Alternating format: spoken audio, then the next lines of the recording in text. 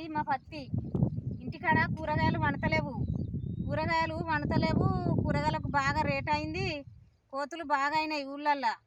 కోతులు బాగా అయినసుంది, కూరగాయలకు రేట్లు పెరిగినాయి.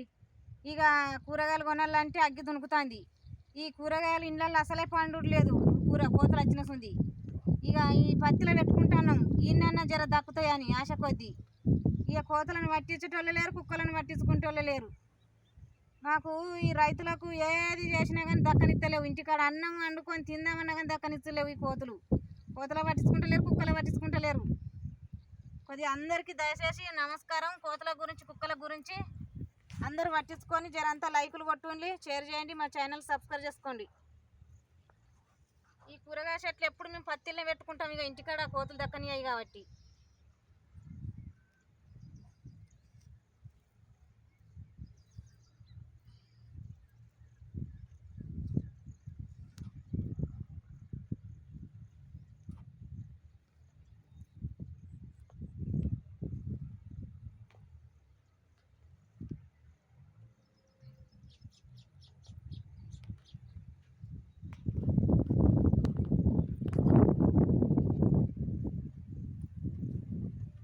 వంకాయ చెట్లు, ఇప్పటిదాకా పెట్టినాయి టమాటా చెట్లు.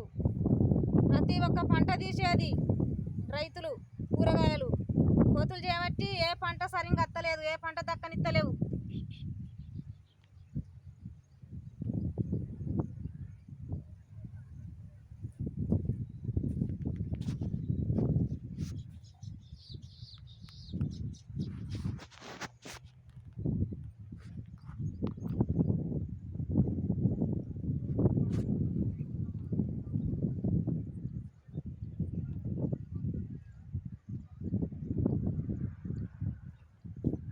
కూర్చోవాలి.